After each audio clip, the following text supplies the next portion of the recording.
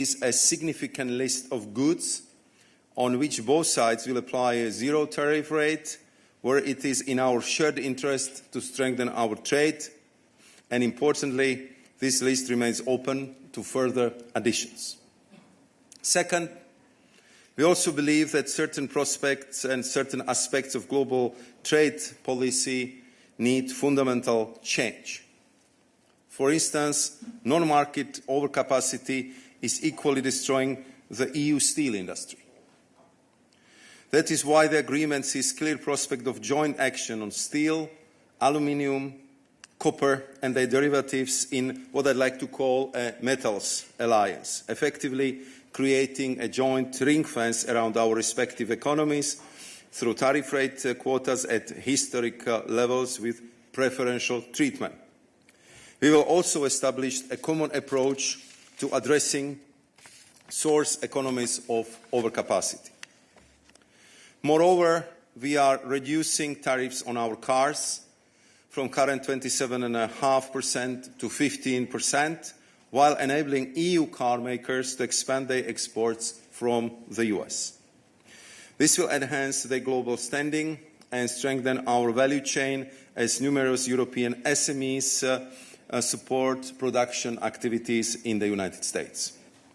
Third, we believe we need to think strategically about future technologies. That is why the agreement also sees strategic purchases of gas, oil, nuclear, but also US AI chips. Here the aim is to strengthen our technological edge in a way that benefits both sides. All in all, this is an agreement which should generate meaningful and mutual benefits, and I hope it will be a stepping stone to a broader EU-US trade and investment agreement in the future, while also fostering our joint efforts to tackle pressing global challenges such as much-needed reform of the WTO. We have been in constant dialogue with our member states and key stakeholders, and I want to sincerely thank them for their trust in the Commission and our continued unity throughout this process. This morning, we briefed the Member States as well as members of the European Parliament. In conclusion, I want to appreciate once again the leadership of President von der Leyen, as well as the collaboration with my counterparts for the countless hours of intense engagement, which I hope will pay off. Thank you. Many thanks, Commissioner. We'll start the questions here in the room. Jorge. Thank you very much. Here, Commissioner Jorge Valero with Bloomberg. Two questions. The first one, are you rock solid convinced that President Trump will maintain its commitment of 15% tariff for pharma and chips after the investigations are concluded, knowing how President Trump behaves and what you saw during the negotiations?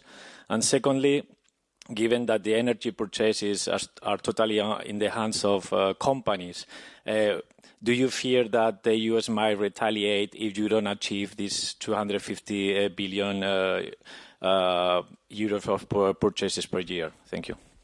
Please go ahead, Commissioner. We'll take them one at a time. Thank you very much, Jorge. So on your first question, this was the issue which was discussed already for quite some time, and for us it was very clear that 15% is acceptable in the case that 15% is seen as inclusive. So no stacking, and would also cover the ongoing 232 investigation. And I think that it's very clear in summing up the negotiation yesterday that this point was made very clearly by the President von der Leyen. And I believe that with our American counterparts, we are opening a new chapter. We spent a lot of time together. We know each other much better than before. We understand each other's sensitivities, each other's perspectives, and we also will be informing each other much more frequently about all the important decisions taken. So I believe that this commitment will be honoured, will be respected in this case as well. If it comes to energy purchases, Jorge, I think we discussed in the past how we've been working together from the perspective of common purchase platform. Of course, we will discuss this approach with my colleague, Danny Jorgensen, who is responsible for the energy sector right now. But if you look at the current purchases, and if you look at the perspective that we will be phasing out the Russian energy supply by 2027, so it's very clear that Europe will need the solid, consolidated and reliant supply of energy. We are not talking only about LNG, we are talking about oil, and I would say what is also a new element, this is the nuclear fuel. As I'm sure you know, Europe is going through the nuclear energy renaissance, and therefore new technology, nuclear fuel will be very much needed for the current but also future nuclear power plants in Europe. And I would add that significant addition to the strategic purchase list is something what we very much need in the European Union, and these are high-quality AI chips. I think you know our policies quite well, and you know how much emphasis we put on developing AI centers, AI gigafactories in Europe, and therefore for me this is one of the very important strategic achievements that we have now the clarity that the top quality chips would be available for us Europeans, that we will collaborate in this field very, very closely with our American partners, because this is clearly opening a new chapter of strategic cooperation in such a future-oriented sector like AI. Many thanks, Commissioner. Tom Muller-Nilsson. Hello, thank you very much. Thomas Muller-Nilsson at Euractiv. I have two questions, Commissioner. So the first is on this joint action on steel, aluminium and copper derivatives to combat overcapacities. I mean, are you suggesting that the EU and the US will jointly impose tariffs on Chinese metals? And if not, what exactly is it that's been agreed? And second of all, I'd just like to ask, so that a couple of months ago you gave an interview with the Financial Times where you said the EU is prepared to make a 50 billion euro trade offer. Obviously, the final deal was significantly larger, 250 billion just for energy purchases alone. So could you just explain how this went from 50 billion to 250 billion energy plus the 600 billion investment plus military purchases as well? Could you explain how that transformation happened? Thanks very much.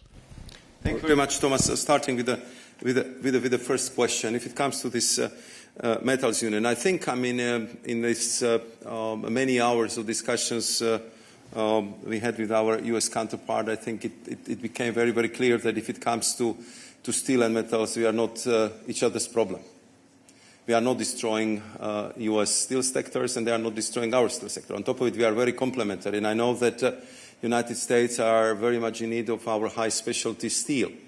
So what we concluded after these detailed negotiations was very clear that what would benefit both of us as much as possible is if we would have kind of metals union between us, meaning that we would set the tariff rate quota based on, let's say, historic flows between EU and US and trade, let's say, at MFN level, as we've been trading until now. So it means that the complementarity of our metal sectors would continue, will be further developed, and that we would take jointly on what is the global problem for the steel sectors, and this is global overcapacity. So, of course, US prefers tariffs. We've been working with the quotas, with the TRQs until now. You're familiar that just a few weeks ago we adopted the Steel Action Plan, which was very much expected by our steel industry. We are actively preparing the additional measures for post-2026 safeguard situation. So it's a pressing issue. It's a pressing issue. I'm talking to the ferroalloys companies. I'm talking to aluminum companies. It's pressing issue. So it's very clear that what we need to do is to address the overcapacity, because this is really killing our industry. And if we can do it together with our US partners, we definitely would go in that direction. And of course, the details, how this would work, the mechanics of it clearly would need to be discussed. But we want to be complementary, to help each other here, to make sure that the steel and metal industries in both EU and US would thrive and will not be threatened by overcapacities built over the last decade. Many thanks. Kim. Hi, Kim McCrail from the Wall Street Journal.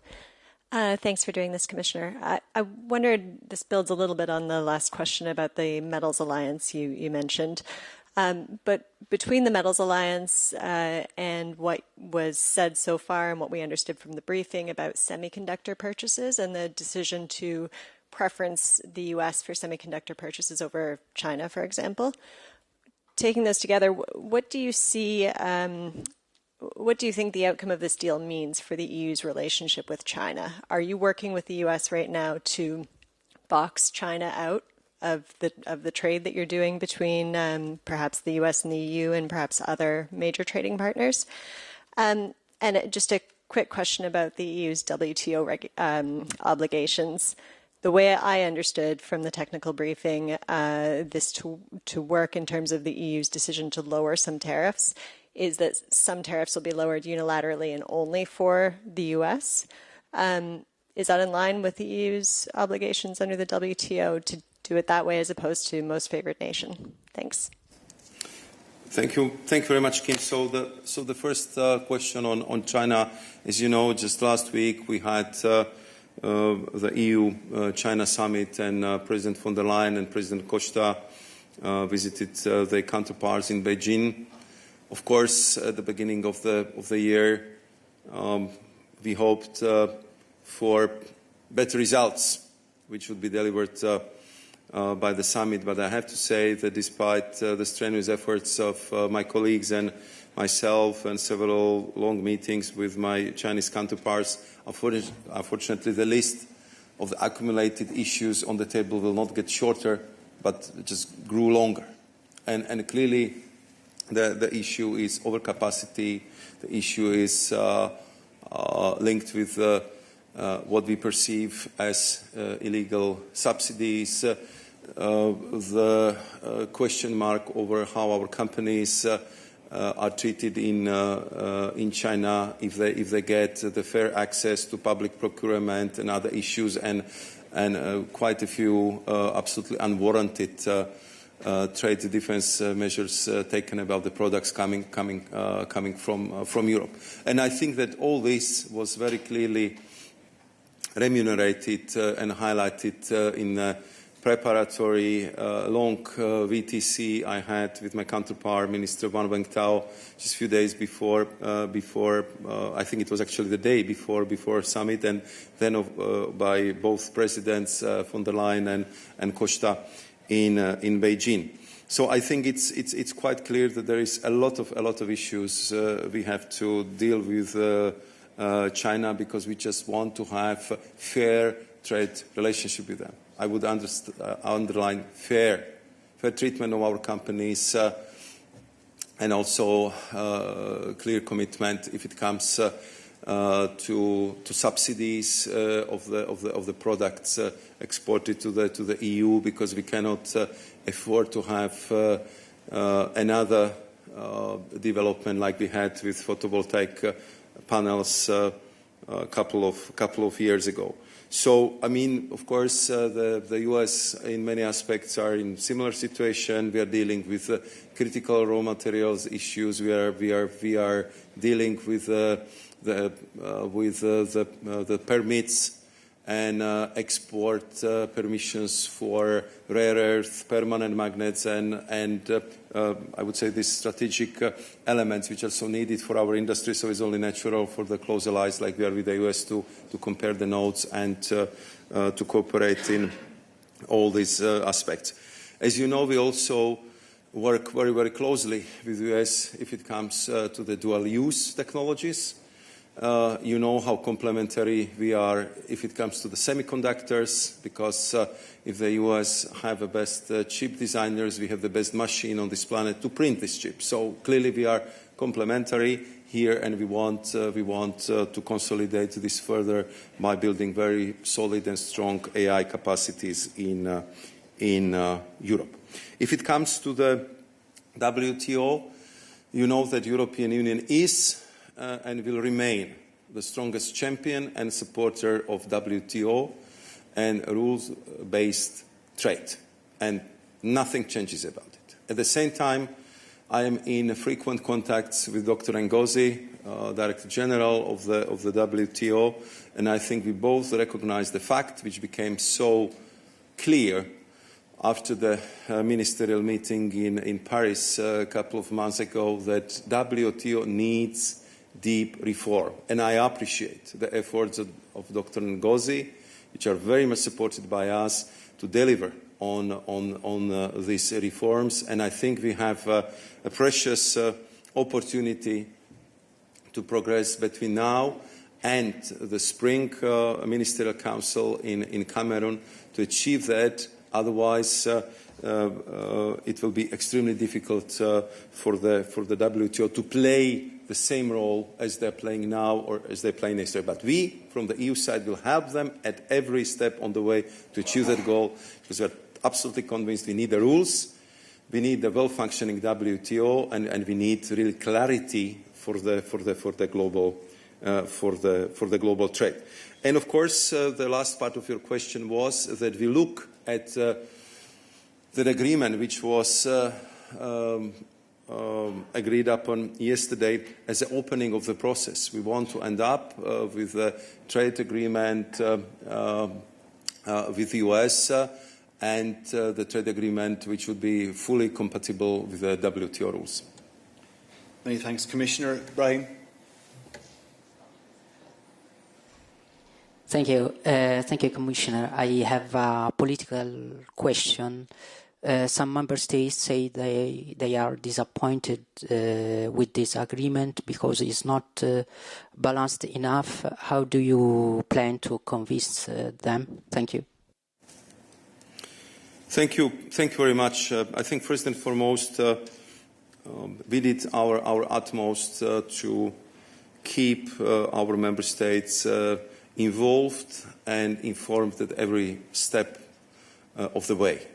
And we had, I would say, almost permanent contacts with them, including the Coreper meetings before and after, every engagement on my level, every engagement on the level of our technical teams, and of course before and after the meeting of President von der Leyen with President Trump. And we've been, of course, explaining to them the complexity of the situation, and if some still believe that we can return to the pre-April 2nd situation, I think also with the agreements which are struck between the United States and its trading partners over the last couple of weeks, or I'm sure the number of letters just setting the new tariff lines between now and the 1st August, it's quite obvious that the world which was there before the 2nd of April is gone. And we simply need to adjust.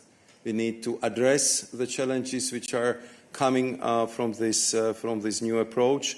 And I believe that the strategic cooperation with our strategic partner is a better outcome than all-out trade war.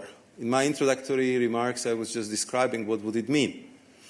Tariffs more than 30%, then huge political tension, lots of SMEs under dramatic pressure, and loss of potentially of hundreds of thousands, if not millions of jobs. And what would happen after that? The situation would become so unbearable that we have to get to the negotiated solution. After that, we will have to sit and negotiate a new deal, but in much, much worse conditions. So therefore, I believe that the tasks we set for ourselves when I, for the first time, met my counterpart, Secretary of Commerce, Howard Lutnick, the next day after this confirmation, when I said, Howard, let's work together to avoid this mutual pain. Because as a two allies, we should be able to find the deal, to understand each other. You want to reindustrialize, we want to reindustrialize. You want to have high-value AI chips, we want to have high-value AI chips. We want to have energy security, you want to have energy security. So I think that I think what is important at this stage, even though I know that for some that potential kind of other outcome might seem very appealing now, but they didn't go through all the numbers, through all the consequences, through all the impact it would have at every sector, and we did that. And we did that, and therefore, with full consciousness, I'm 100% sure that this deal is better than the trade war with the United States. Many thanks, Commissioner. We don't have too much time left for the Commissioner. He's under pressure, so we'll take a few questions in the room and then we'll wrap up. Jorge. Hello, Commissioner. Jorge Liboreiro with Euronews. Just following up on my colleague, what he said, I mean, it's objective that this deal is quite unbalanced because you have 15% on one side and almost zero or virtually zero on the other side. So do you consider this a good deal or just a case of damage control? And second, do you have any regrets about not using retaliation at any stage of the process in a bid to secure more concessions? Thank you. Thank you very much, Jorge. At first, I would say that this is clearly the best deal we could get under very difficult circumstances. And I have to say that you were not in a room, but if you have been in a room yesterday, you would see that we really started with 30%. That was absolute real perspective that as of 1st of August, we would have 30% tariff on our exports, which would, as I already mentioned, practically stop all the trade. And I have to say that President von der Leyen did terrific negotiations yesterday. She was absolutely great in managing these negotiations, which led to the conclusion of the deal, which I'm absolutely convinced saves the trade, save the trade flows, save the jobs in Europe, and opens new chapter in EU-US relations, how to adjust our mutual trading patterns in this new age of geoeconomics and geopolitics. And that's for me, it's a very important political answer, because it's not only about the trade, it's about security, it's about Ukraine, it's about current geopolitical volatility. I cannot go into all details what everything was discussed yesterday, but I can assure you it was not only about the trade. So therefore, I mean, to have a possibility that the two biggest economies and two closest allies can openly discuss all sensitive issues, and as I can judge from the discussion yesterday, are very much aligned on the geopolitical issues of today, I think has additional price. It has additional worth in having this deal done, because I believe that from now we can go only for the better. We can go for the improvement, close the cooperation, fair trade agreement, and simply work on all these issues which have been kind of accumulating on the table for quite some time. Many thanks, Commissioner. Commissioner, we have 100 of our hard-working journalists tuned in online, so we should give one of them the floor. And on top of my list is Rebecca Gualandi from Carbon Pulse. Rebecca, the floor is yours. Go ahead.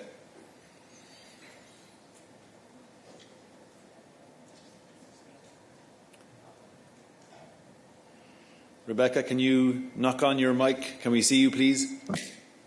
Sorry. Can you hear me now? We see you and hear you. Please go ahead.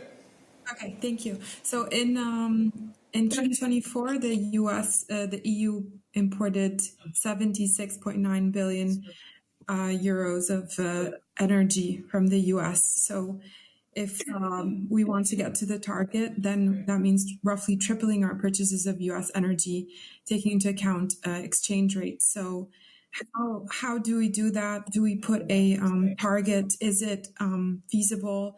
I've heard from energy experts that it's actually not feasible. The target is not actually possible because the US doesn't even produce that much LNG or energy products. So I'm just wondering how you're going to monitor these purchases, if there's going to be a platform, how you're going to convince EU member states and companies. And also, this target actually seems very in opposition to the climate targets and to the objective of reducing energy prices in the EU. So it seems a bit contradictory to many of the things that the EU has said. Thank you. Thank you very much, Rebecca, for your questions. I think that look, when we approach the assessment of this goal, so we look at gas, we looked at oil, we look at nuclear fuel, which is new, and we also look at AI chips. So these are the four basic categories, and we looked what can be achieved in the term of President Trump, but what can go also beyond the term of President Trump. And as you know, I was responsible for managing the joint purchase of gas platform in the last Commission, and I know what the LNG exporters need to give you a good price. They need predictability, they need long-term contracts, so they can invest in development of further infrastructure. And once the further infrastructure is built, then of course you have more competition on the market, and you have a good price. So if you look at what are the amounts of energy we would need, especially if you are proceeding through phasing out of Russian energy supplies in the next years, if you are looking at the nuclear renaissance in Europe, if you are looking at the booming industry of AI, where we would need 40 billion of the chips, we believe that these numbers are achievable. And of course, we will work with our companies, with the member states, with my colleagues in the Commission, how to set up that mechanism. And of course, this would be one of the issues which we would be regularly discussing with our US counterparts. Because of course, from our perspective, that's the offer.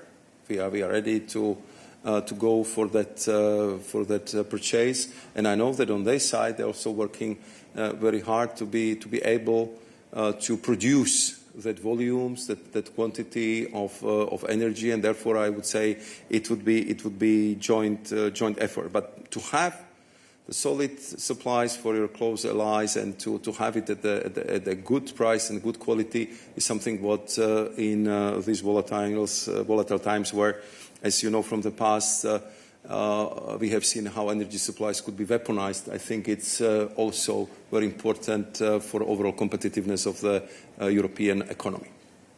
Many thanks, Commissioner. And with this, we draw our press point to a close. Huge thanks to the Commissioner for making himself available.